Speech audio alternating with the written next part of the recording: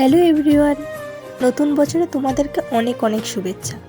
জানি অনেক কটা দিন নতুন বছরে পার করে ফেলেছি, কিন্তু ইচ্ছাগুলো একই রকমই রয়ে গেছে।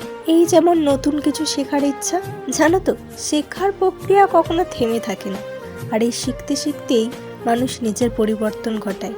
ঠিক সেই রকমই আমি অনেক দিন ধরেই তোমাদের সাথে হ্যান্ডমেড এমব্রয়ডারি জুয়েলারির কাজ এছাড়াও অনেক কিছুই শেয়ার করেছি।